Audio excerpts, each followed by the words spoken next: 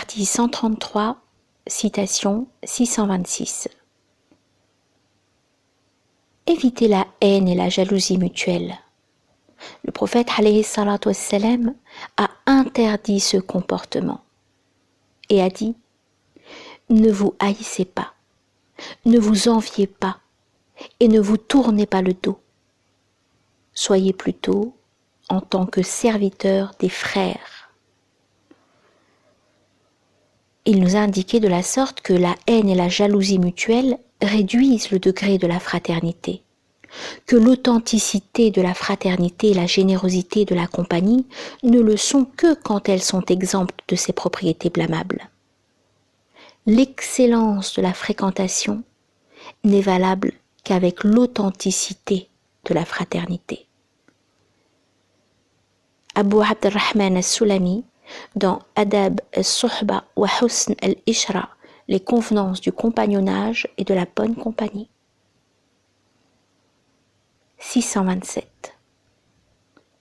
Lavez vos visages par les larmes du repentir.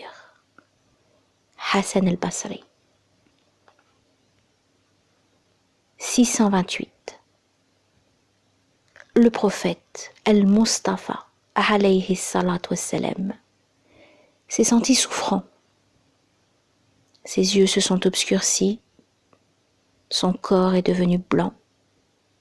La mort attendait. La maladie était sans remède. Il se préparait à la lumière éternelle. Il versait des larmes pour le destin des pécheurs et priait le Seigneur de leur pardonner leurs péchés. Que ses prières soient entendues et qu'Allah pardonne les péchés.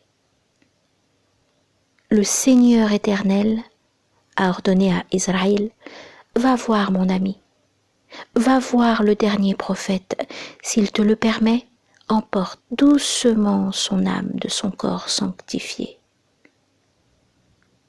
Lorsque l'ange de la mort est arrivé, le prophète alayhi salatu wassalam pleurait et répétait: Umma, ma umma,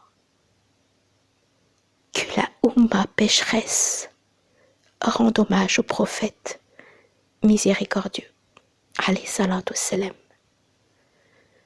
Aïm Nisa dans Diwan. 629. Sache que la piété est le plus élevé des lignages et la source de récompense la plus abondante.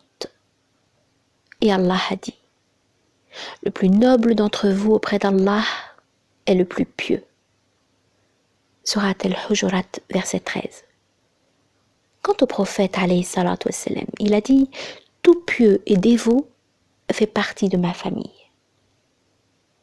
C'est pour cela qu'il comptait Salman al-Farisi parmi les membres de sa famille, tandis qu'Allah ne reconnut pas le fils de Nuh alayhi salam en disant: il ne fait pas partie de ta famille, car il a commis un acte infâme. De plus, le prophète alayhi salatu wassalam honora Bilal el-Habashi tout en rejetant son propre oncle Abu Lahab el-Qurashi. Ibn Hajar al-Hataymi al-Makki, dans les grands bienfaits résidant dans les vertus du noble imam Abu Hanifa. Ô hommes, c'est vous les indigents qui avez besoin d'Allah, alors qu'Allah est celui qui se suffit à lui-même et qui est digne de louange. Surat al-Fatir, verset 15. 630. Le prophète alayhi salatu wassalam a dit: le croyant est à la recherche de paroles de sagesse. Où qu'il les trouve, il est en droit de les faire siennes. Hadith rapporté par Abu Huraira, cité par Ibn Majah. 631. 631. On raconte qu'Al-Awza'i, faqih du Sham et contemporain d'Abu Hanifa, dit un jour à Abdullah ibn al-Mubarak: Qui est cet innovateur apparu à Koufa et surnommé Abu Hanifa? Mais Ibn al-Mubarak ne lui répondit pas et se contenta de citer des problèmes complexes, la façon de les appréhender et les fatawas visant à les résoudre. L'autre demanda alors: qui est l'auteur de ces fatawas? Un maître que j'ai rencontré en Irak, répondit Ibn al-Mubarak. C'est un homme remarquable, dit al-Awzaï. Va le voir et profite pleinement de sa science. Il s'agit d'Abu Hanifa, dit l'autre.